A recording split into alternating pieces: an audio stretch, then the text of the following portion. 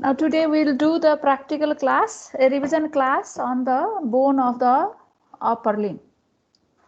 Okay, so these are the bones of the upper limb, and each upper limb, here you see, consists of the 32 bones. Okay, and they are bones of the pectoral girdle. These are the bones of the pectoral girdle. This is the clavicle. This is the scapula. They are the bones of the pectoral girdle. The bone of arm is humerus. This is humerus.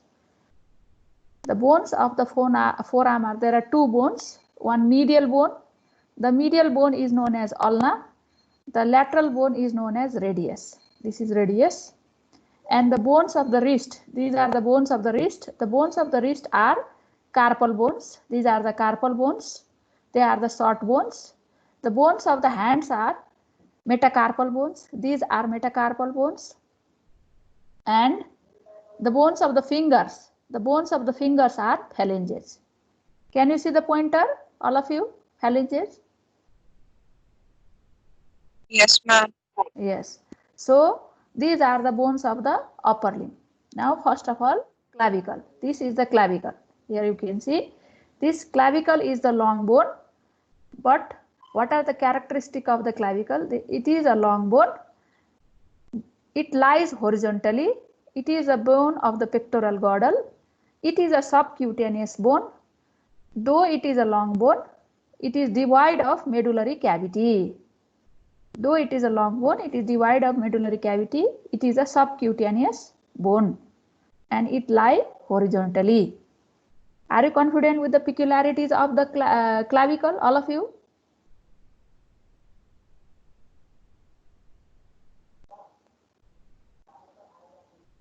Are you there? What are the peculiarities of the clavicle? The peculiarities of the clavicle are, it is a modified long bone because it lies horizontally, one reason. Second reason is it do not have medullary cavity. It is a subcutaneous bone. It starts ossification first and fuses last. So these are the characteristics of clavicle. Are you confident? Yes, ma'am. So now this clavicle has two ends. This is the acromial end. It has a two end, acromial, lateral end and medial end. Lateral end is known as the acromial end. Acromial end joined with the acromion process of the scapula to form the acromioclavicular joint. It is a flattened end. Now sternal end, the medial end is known as the sternal end. It is round and it articulates with the sternum here to form the joint known as, here you can see, to form a joint known as sternoclavicular joint. Both the acromioclavicular joint and sternoclavicular joint are type synovial. Now it has intervening, clavicle has two ends and intervening, this is the shaft, intervening shaft. Shaft consists of medial 2/3 and lateral 1/3 part. Confident? Yes, ma'am. Now lateral 1/3 has, here you can see, is flattened. It is flattened. It has anterior border. This is anterior border, posterior border, superior surface. This is superior surface. And here you see, this is the inferior surface. Okay. Now in the inferior surface, it has a tubercle. This tubercle here, conical tubercle, is known as conoid tubercle and a oblique ridge. This ridge here you see is known as trapezoid ridge.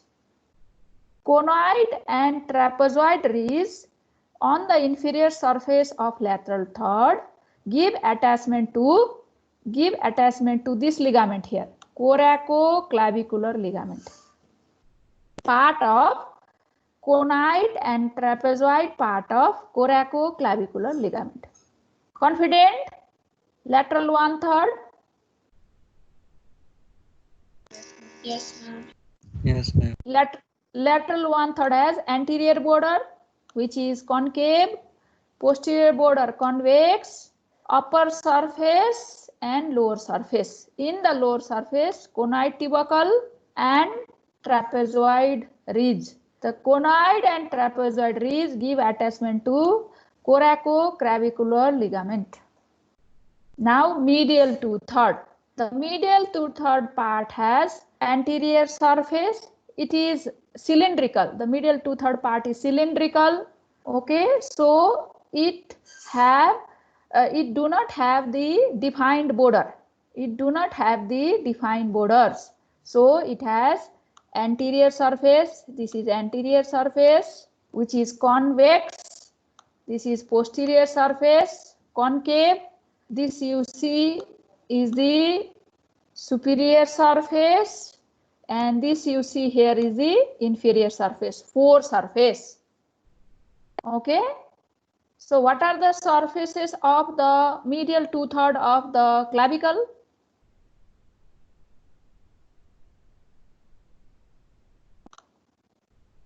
And what is this?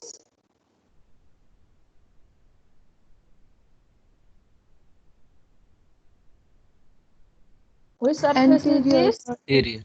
This is Posterior. Anterior. this is posterior. Very good. This is superior. This is inferior. Confident? On the inferior surface of the medial 2/3, it has a horizontal groove. This horizontal groove is known as subclavian groove for the attachment of subclavius muscle. And the lip of the subclavian groove, this anterior and posterior lip of the subclavian groove give attachment to clavipectoral fascia. In addition to it, it has a small impression on the medial side of the medial 2/3 here. This rough impression is for the attachment of costoclavicular ligament. Confident? Now here you can see this is the clavicle. Clavicle has two ends, lateral end, which is known as the acromial end, which is attached with the acromial process of the scapula to form the acromioclavicular joint, and this rounded end, medial rounded end, is known as sternal end, which articulates with the sternum to form the sternoclavicular joint. And intervening shaft, this is the intervening shaft. Okay, and the shaft here, it consists of the lateral 1/3 part and medial 2/3 part. Lateral 1/3 part is flattened and it has concave anterior border, convex posterior border, rough superior surface, upper surface and inferior surface. In the inferior surface, there is a conical tubercle here. This conical tubercle, sorry, not here. I'm very sorry, this is the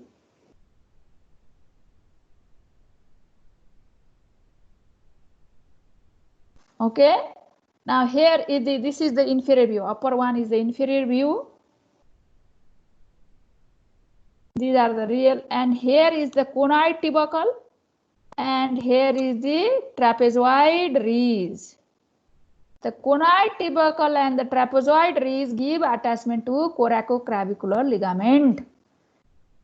Now medial 2/3 part is cylindrical. It has anterior surface, posterior surface, upper surface and inferior surface. In the inferior surface here you can see this is the groove. This groove is known as subclavian groove. This gives attachment to the subclavius muscle. The lip of the subclavian groove give attachment to the clavipectoral fascia. And on the inferior surface, this ridge These reeds give attachment to costoclavicular ligament. Confident? Clavicle? Yes, ma'am. Now here you see, this is which third of the clavicle? Tell me. Lateral. Yes, this is which part? Medial to third. Yes, medial to third. Okay, this is which surface of medial to third? Anterior. This is which surface?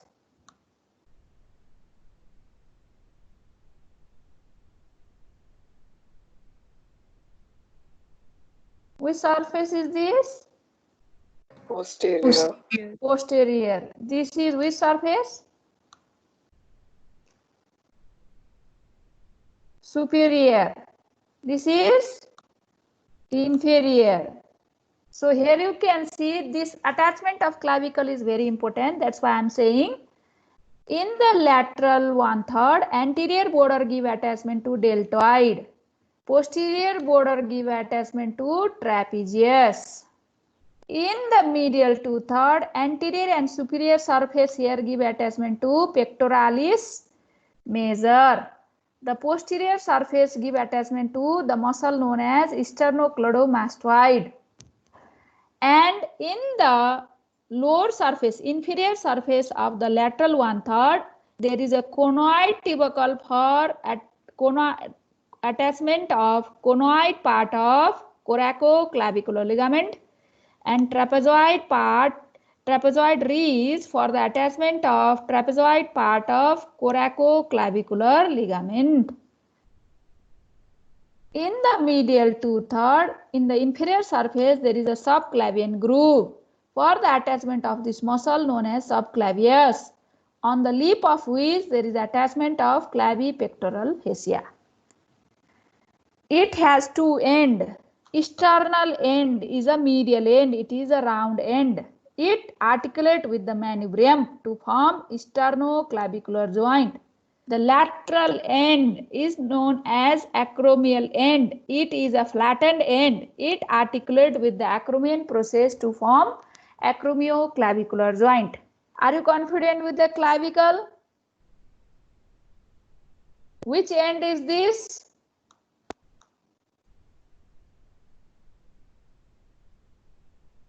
Lateral end. Which end is this? Medial end. Okay. Which part of the shaft is this? Posterior 1/3. Which part? Lateral 1/3. Which part? Posterior border of lateral 1/3. This is which part of the shaft is this? Medial 2/3. Very good. And at the inferior surface of the lateral 1/3, there is a presence of tubercle. What is the name of this tubercle here? Conoid tubercle. Yes. And this ridge is known as? Trapezoid ridge. Very good. And on the inferior surface of medial 2/3, there is a groove. What is the name of this groove? Subclavian groove. Very good. Very good. Now we will go to the another bone of the pectoral girders. Scapula. Scapula is a flattened bone. It lies in the posterolateral aspect of the thoracic wall. It extends from the second rib to the seventh rib. It has a body. This is the body, and it has a three process. This is the one process, coracoid process, acromion process, and behind is the spinous process. It has a three angle. This is the lateral angle, superior angle, and inferior angle. Confident? Now the surfaces of the scapula. It has anterior surface. This is the anterior surface. Anterior surface has a depression. This depression is known as subscapularis fossa. for the attachment of subscapularis muscle. Okay, subscapularis muscle. Confident? Now this body of the scapula has three border. This border here you see, this is upper border, this is the superior border. Superior border extend from the root of coracoid process to the superior angle of scapula. It has a notch known as suprascapular notch. This suprascapular notch passes the suprascapular vessels and nerve, especially suprascapular nerve. This suprascapular notch is converted into foramen by suprascapular ligament. Here there is attachment of ligament. Now another border is medial border. This border is medial border of the scapula. Medial border of the scapula extend from superior angle to inferior angle. This medial border of scapula is also known as vertebral border. It extends from the superior angle from the level of the T2 to the level of the T7 spinous process or second costal rib to the seventh rib. This medial border anteriorly give attachment to the very important muscle known as serratus. Here it give attachment to a muscle, very important muscle, serratus anterior. Okay, posterior attachment I'll show you later. Then there is another border which is thick border. This thick border is known as lateral border. It extends from the lateral angle of the scapula to the inferior angle.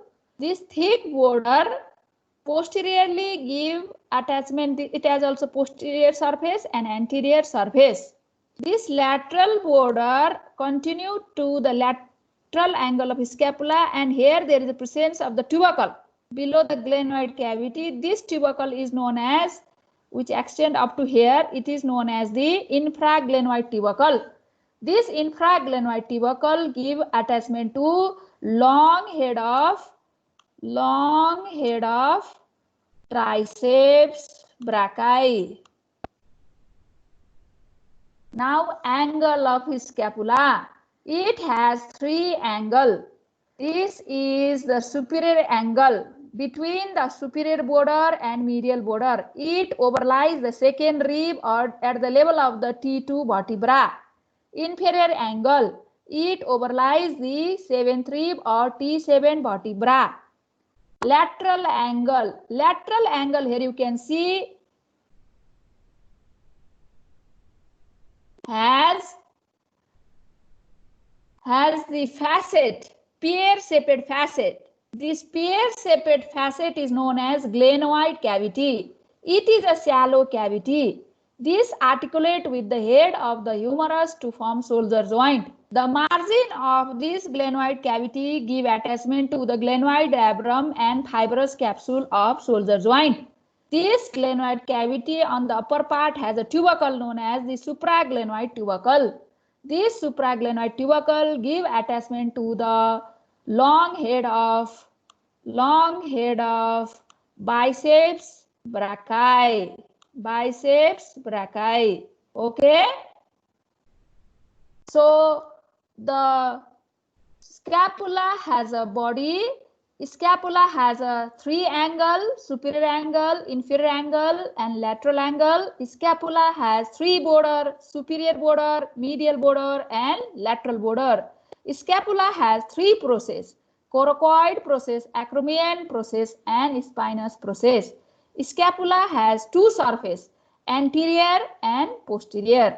Now here you can see this is the real scapula. This is the anterior surface of scapula known as subscapular fossa. This scapula has the superior border. This is the thin border, superior border. This along the superior border there is a notch. This notch is known as suprascapular notch, which allow the passage of suprascapular nerve. Okay, and this angle here, which this is known as the superior angle, lies between the superior border and the medial border. This superior angle overlies the T2 vertebra and second rib. The medial border extends from superior angle to inferior angle. The medial border is also known as vertebral border. The medial border anteriorly here give attachment to serratus anterior. This thick border here you see, this is the lateral border of scapula. It is related with the axilla, so this lateral border is also known as axillary border. Along the lateral border near the glenoid cavity, this tubercle here you see, this is known as infraglenoid tubercle. This gives attachment to long head of triceps brachii. Now lateral angle of scapula. Lateral angle of scapula, here you can see this pear-shaped depression, shallow depression is known as glenoid cavity. It articulates with the head of the humerus to form the shoulder joint. Along the upper aspect, it presents the supraglenoid tubercle here. This gives attachment to the long head of biceps brachii. And scapula has three processes. This is the coracoid process. Coracoid process resembles like a bend. It has, this is the horizontal part, this is the vertical part. And this coracoid process gives attachment to the three muscle and three ligament. The three muscles which is attached to the coracoid process are short head of biceps brachii, coracobrachialis and pectoralis minor. And the three ligaments are from the coracoid process to acromion process, coracoacromial, from the coracoid process to the humerus, coracohumeral, okay, from the coracoid process to the clavicle, coracoclavicular, okay. Now here you can see this is the attachment. This is the anterior surface which give attachment to this anterior surface is known as subscapularis fossa, which gives attachment to subscapularis muscle. This is the medial border giving attachment to serratus anterior. And here there are the attachment of three ligament and three muscles of in the coracoid process. This is the infraglenoid tubercle for the attachment of long head of triceps, and here is the supraglenoid tubercle for the attachment of long head of biceps. And this is the glenoid cavity on the lateral angle. Now this is the posterior aspect of the scapula. This is the posterior surface of the scapula. Posterior surface of the scapula is divided into two fossa by the triangular projection known as the spinous process of scapula. Into two fossa. Upper fossa is known as supraspinous fossa for the attachment of supraspinatus muscle. Lower fossa is known as infraspinous fossa. As the name indicates, it gives attachment to infraspinatus muscle. Okay, and this is the dorsal surface of the medial border. This is the dorsal aspect of the lateral border. Dorsal aspect of the lateral border in the upper part give attachment to teres minor, in the lower part teres major. Okay, and this dorsal aspect of the medial border give attachment to upper part levator scapulae muscle here, and here rhomboides minor. Minor always come first above, and below is the rhomboides major here. Okay. And this is the spinous process. It is a triangular process. It has the anterior border. This is the anterior border which is adhere with the dorsal surface of scapula. This is the posterior border. Posterior border has upper lip. This is the upper lip. This is the lower lip. And this is the posterior border. This is the crest of spine of scapula. In the lower lip, this conical projection is known as deltoid tubercle. Okay, and between the spinous process and the glenoid cavity, this is the glenoid cavity here in the lateral angle, there is a notch. This notch is known as spinoglenoid notch, which allow the passage of the suprascapular nerve and vessels. Okay. Now another process is acromion process. This is the acromion process. Acromion process overhangs the shoulder. Acromion process has a tip. This is the tip of the acromion process. This is the lateral border. And this lateral border give attachment to deltoid. This is the medial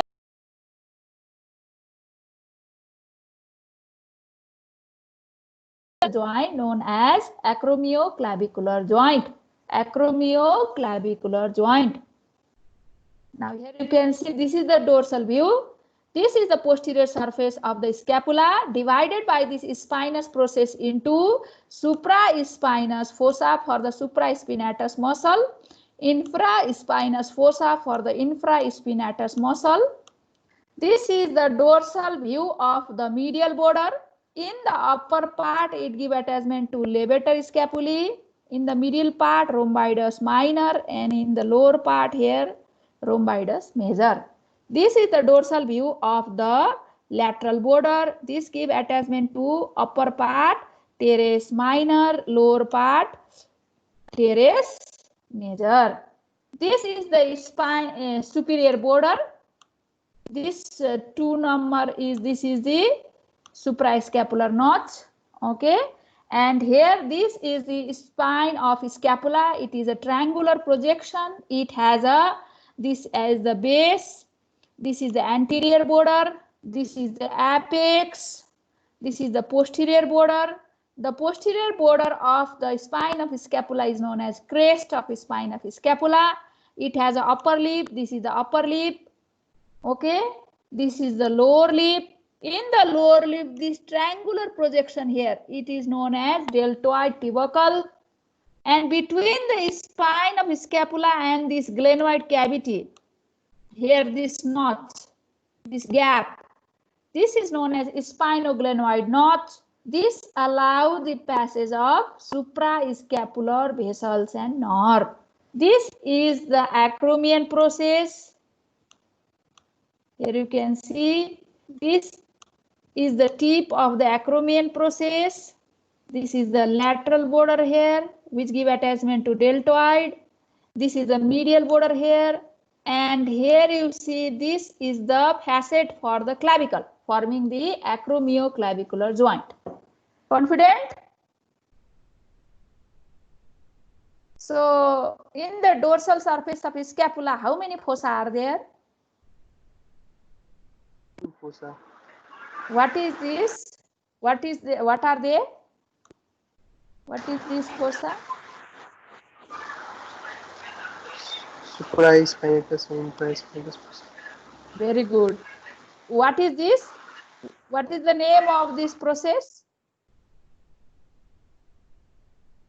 Spine of scapula. Which lip is this? Upper lip of the spine. Yes, this is which lip? Lower lip of the spine. This is the apex. And in the base, this is the base. And what is the name of this notch between spine of scapula and glenoid cavity? This notch here. Spinoglenoid notch. Very good. And which process is this?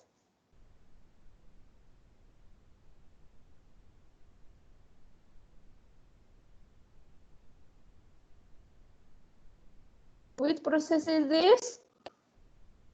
Acromion process. Acromion process. And this has a lateral border. This is which border? Lateral. And it gives attachment to the muscle of the upper limb. Deltoid. Deltoid. Very good. This medial border has a facet and forms a joint. What is the name of the joint? Acroclavicular joint. Yes, acromioclavicular joint. Are you confident with the scapula? Now here you can see the attachment. This is the dorsal aspect. It is divided into 2 fossa, supraspinous fossa for supraspinatus, infraspinous fossa for infraspinatus. This is the dorsal border of the dorsal aspect of the medial border, which give attachment to levator scapulae, upper part, middle part rhomboideus minor, lower part rhomboideus major. On the dorsal aspect of the lateral border, it give attachment to teres minor, and the teres major. And this is the spine of scapula, has a crest. It has a upper lip, lower lip, and this tubercle is known as deltoid tubercle. And lower lip give attachment to deltoid muscle, upper lip give attachment to the trapezius. And this is the acromion process. Lateral border give attachment to the deltoid, medial border form a joint known as acromioclavicular joint.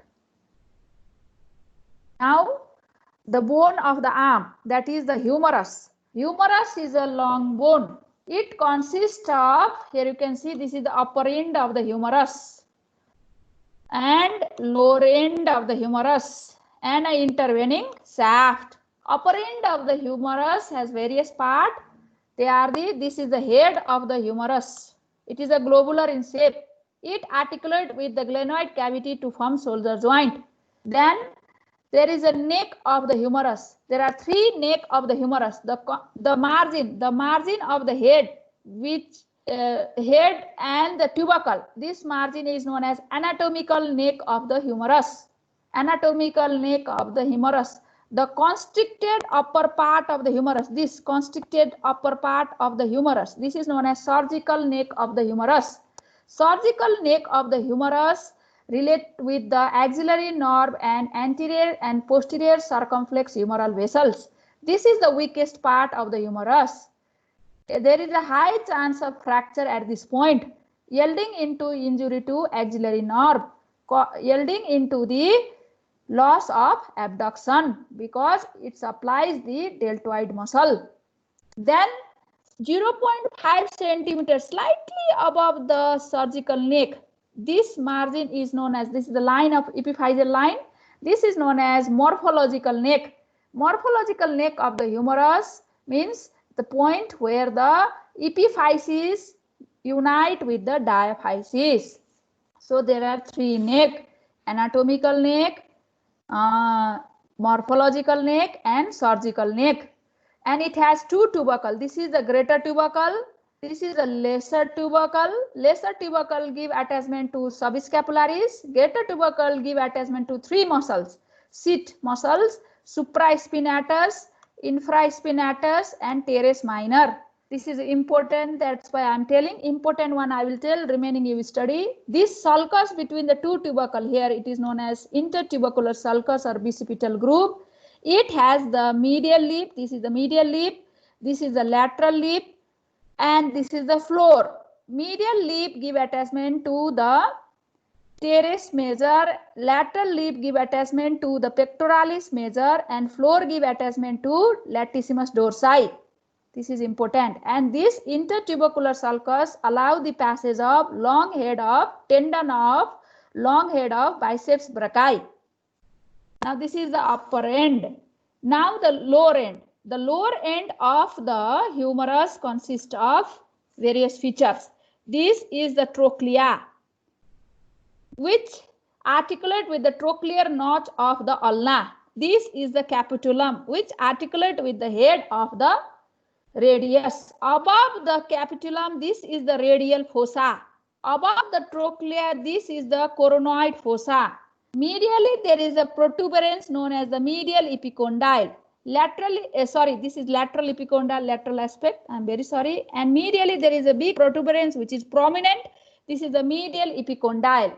Behind the medial epicondyle lies the ulnar nerve. This is important.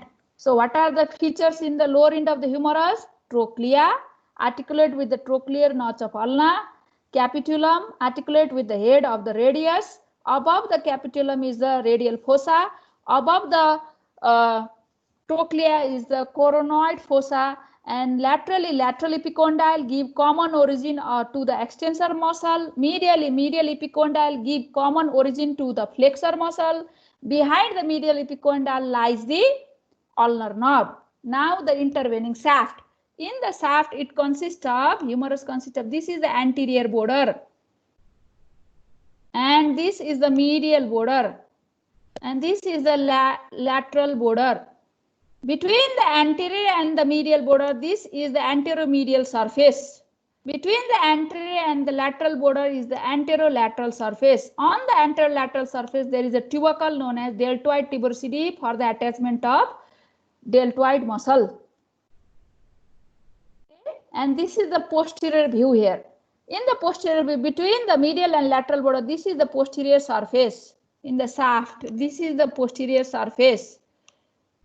Okay, posterior surface. Along on the middle part of the posterior surface, there is an oblique groove. Okay, this groove is known as a spiral groove, which lodges the radial nerve and profunda brachii vessels. In the lower end of the humerus, along the posterior surface, there lies a big fossa known as the olecranon fossa. This olecranon fossa articulates with the, comes in relation with the olecranon process of the ulna. So what are the nerve related to the shaft humerus? That is a very important viva question or spotter question. In the surgical neck, axillary nerve. In the spiral groove or the radial groove, radial nerve. Behind the medial epicondyle, ulnar nerve. This is the very important point. And here the muscle attachment in the upper end is very important. In the greater tubercle, here you see supraspinatus S, infraspinatus I, teres minor T, seat muscles. In the lesser tubercle, subscapularis. Okay. And in the lateral lip of the bicipital group, pectoralis major, medial lip teres major, in the floor latissimus dorsi. The remaining muscle attachment you study. Here you can see this is the posterior view, this is the upper end, this is the head, this is the anatomical neck, here is the surgical neck, above the surgical neck is morphological neck. On the posterior view, you can only see prominently greater tubercle. This is the greater tubercle. This is the posterior surface, and this groove here is the radial groove or spiral groove for the passage of radial nerve and profunda brachii vessels. On the lower end, there is the presence of fossa, big fossa above the trochlea. This is known as the olecranon fossa for the lodgement of olecranon process of the ulna. Now this is the anterior view. This is the upper end. Here you can see this is the head, anatomical neck. This is the anatomical neck. Here is the surgical neck. Just above the surgical neck is the morphological neck. This is a small lesser tubercle. Larger one is the greater tubercle. Intervening between two tubercles, this groove is the intertubercular sulcus. This is this sharp margin, this border that you see coming from the greater tubercle. This is the anterior border. This is the medial border. This is the between the anterior medial border, anterior medial surface.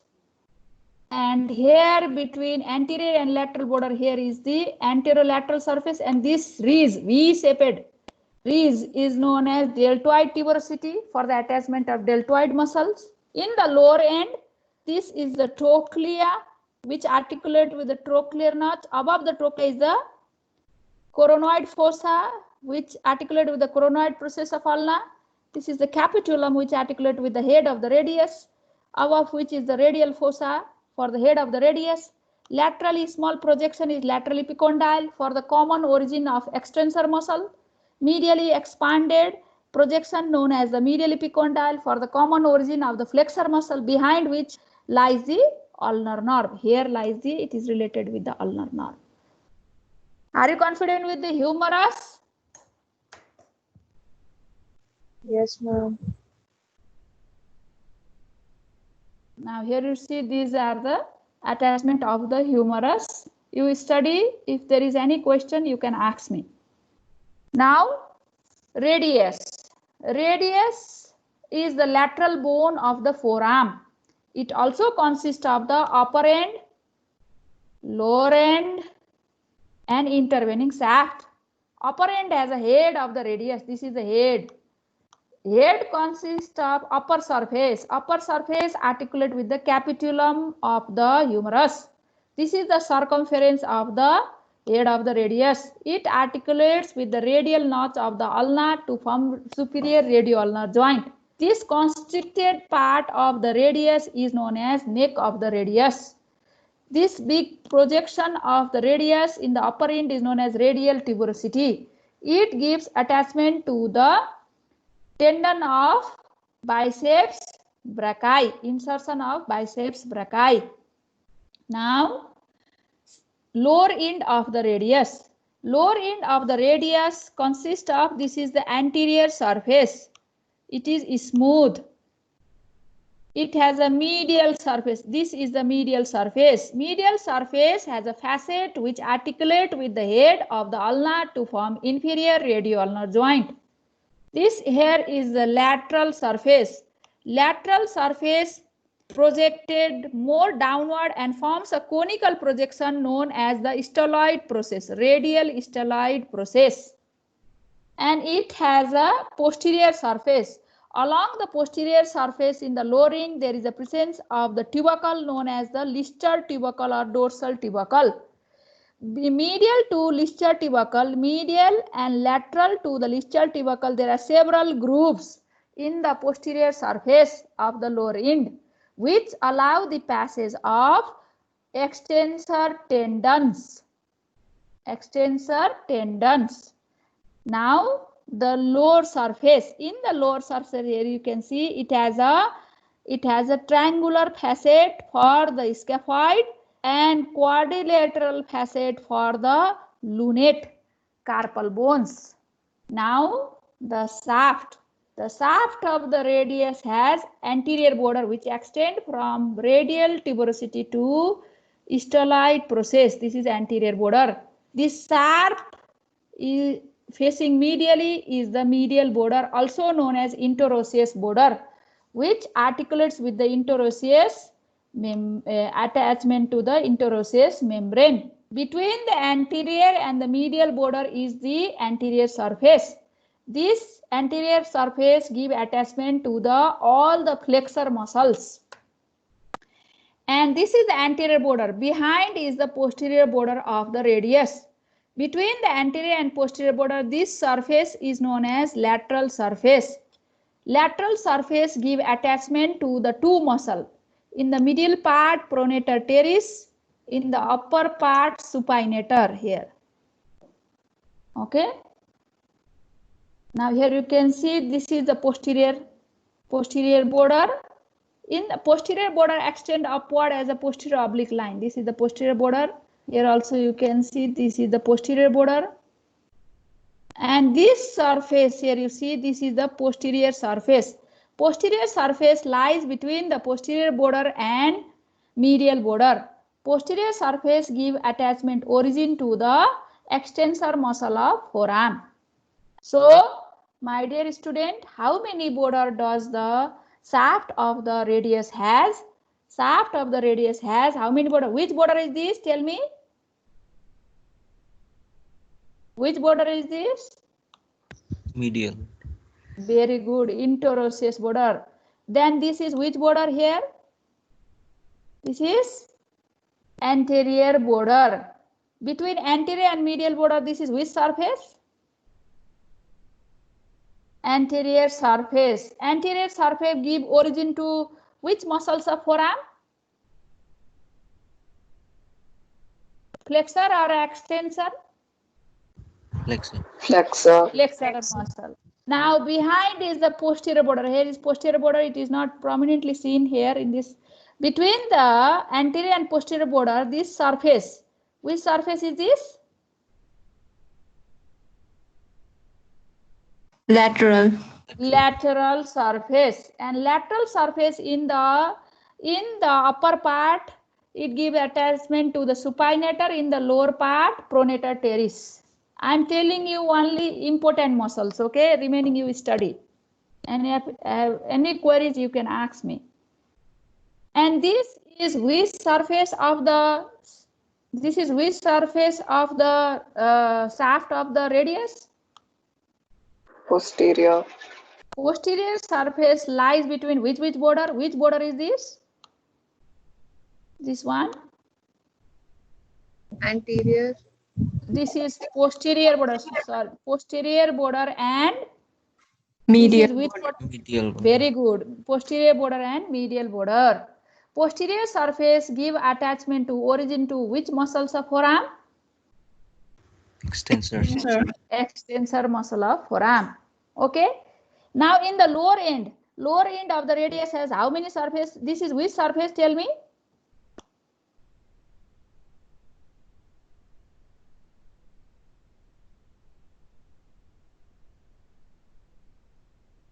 Anterior surface. Anterior surface. This is which surface? Medial. Towards all medial. Medial surface forms a joint. What is the name of joint? Inferior radial. Very good. And this is lateral surface project downward and forms a process. What is the name of process? Styloid process. Very good. And this is which surface?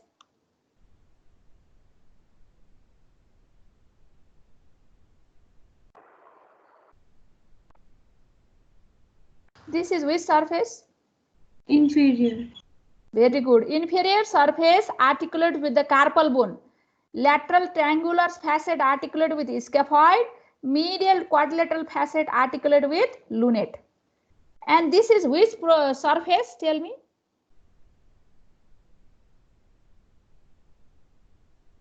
Posterior. Very good. This is posterior surface. And this bony projection, small bony projection tubercle is known as Lister. Lister tubercle or dorsal tubercle. And here you can see medial to Lister tubercle as well as lateral to, there are several grooves. Yes. These grooves allow the passage of tendons of extensor muscles deep to extensor retinaculum. Are you confident with the radius?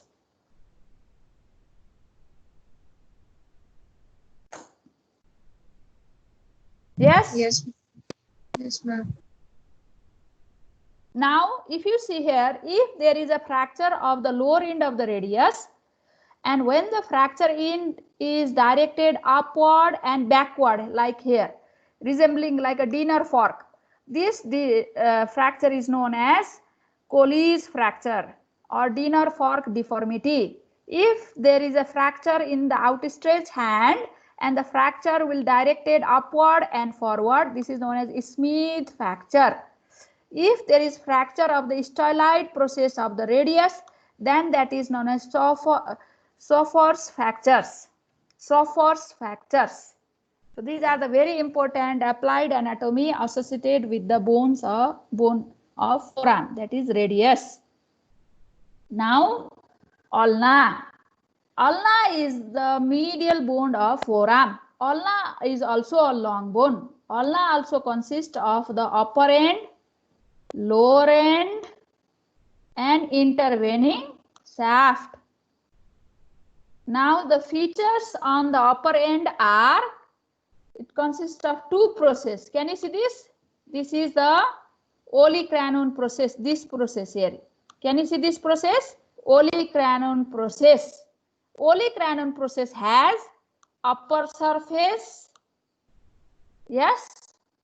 On the posterior part, it gives attachment to the triceps brachii here on the upper surface.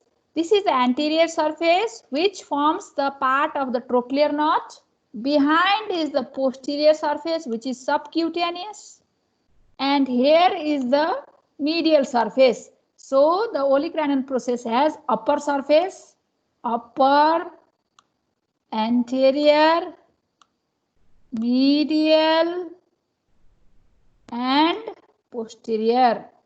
Anterior surface forms the trochlear notch, part of the trochlear notch. Posterior surface is subcutaneous. Upper surface give attachment to what is known as the triceps brachii, insertion to triceps brachii. And this olecranon process in the elbow joint, it lies in the olecranon fossa in the lower end of humerus in the extended elbow.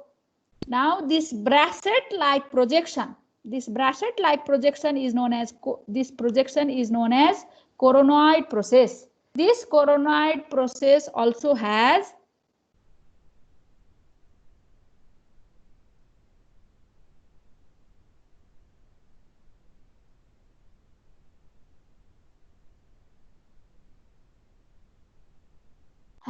this is the upper surface, this is the anterior surface, and this is the here is the number 6 is the more laterally shown. Okay, so here you can see this is the upper surface, this is the coronoid process, this is the coronoid process, and this is the upper surface which forms the part of the trochlear notch. This is the anterior surface. In the lower part of the anterior surface there is a bony projection. This is known as ulnar tuberosity, and it has a lateral surface as well. This is the lateral surface. In the lateral surface, on the upper part there is a radial notch for the head of the radius to form the superior radioulnar joint. In the lower part there is a fossa known as supinator fossa, and in the anterior part of supinator fossa this elevation here is known as supinator crest. Supinator crest. Again I repeat, this is important, so I am repeating here.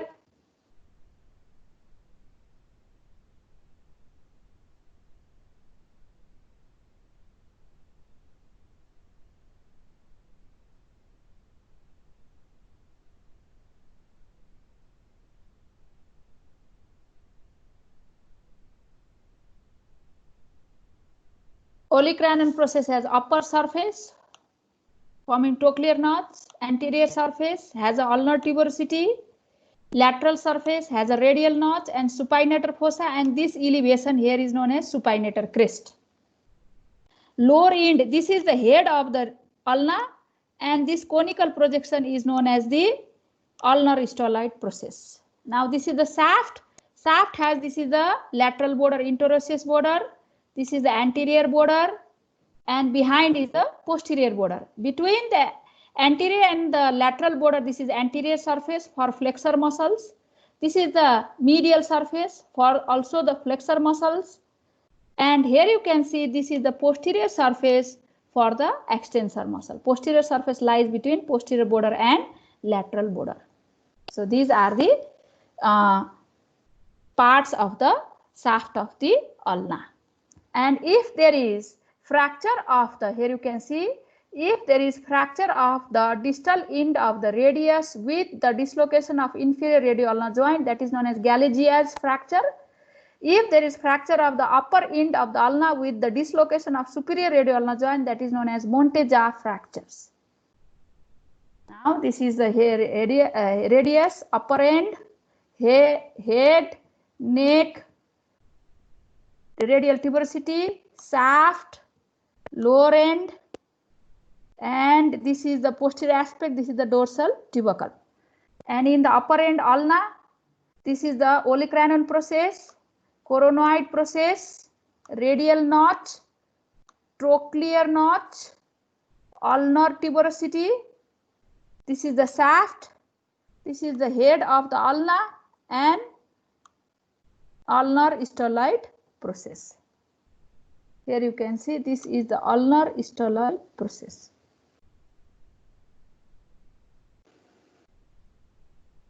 Okay, now bones of the hand. There are carpal bones. These are the carpal bones. And the carpal bones are arranged, they are the short bones, they are arranged in two rows, proximal row and distal row. Proximal row consists of, see here, this is the scaphoid, this is the lunate, this is triquetral, and this is small bone is pisiform. Then distal row consists of, this is the trapezium, trapezoid, trapezium, this whole is the trapezium, trapezoid, this big bone is the capitate, hamate, and this projection is known as hook of hamate. These are the carpal bones. The joint between the carpal bones are known as intercarpal joint. These are metacarpal bones, miniature long bones, and these are the phalanges. In the thumb, there are 2 phalanges, proximal and distal. In the remaining finger, there are 3 phalanges, proximal, middle, and distal. So this is the revision practical for the bones of the upper limb. And here in this bones of the hand, please study the ossification. If you have any queries, you can ask me. Okay? Is there any queries?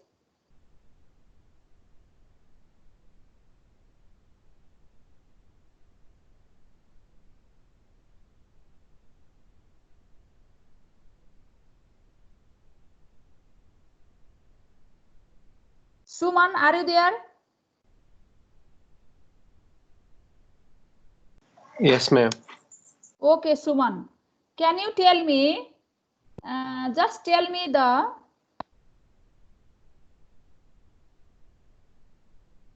parts of the upper end of the ulna? Olecranon process, coronal Yes. process, Yes, and And notch. What is the name? Notch? trochlear notch. Yes, and there is a notch on the lateral surface of the coronoid process. What is the name of this notch? This one? Notch for Wait. aid of radius. And this tuberosity is known as ulnar tuberosity. What are the border of the ulna? Which border is this? Shaft? Interosseous border, And this is which border? medial, Anterior. Sir. and And behind is posterior. posterior. Lower end has a this rounded elevation is known as, what is this rounded elevation? Styloid process of ulna. This is conical is styloid, rounded elevation is known as head of ulna. In this figure you can see what is this rounded elevation, head of ulna. This conical projection is styloid process of ulna. Okay, are you confident? Yes, ma'am. Please study the bones, anatomical position of the bones by yourself, attachment and the ossification by yourself, and if you have any queries you can ask me. Okay, Yes, now ma'am. wait for a minute. I'll download the attendance. Excuse me, ma'am. Yes, dear. Ma'am, do you need to remember the time period of ossification also? No, you need to remember the how many primary ossification center are there and how many secondary are there, and you should know when does it fuse in a regard that if it fuse before birth or after birth or in adulthood, like that you should remember. It is very difficult to remember the time period. When you become orthopedician later on you can remember, but right now you just remember the basic fundamental, how many ossification center appears and location. Okay? Okay, ma'am. Thank you, ma'am. Okay.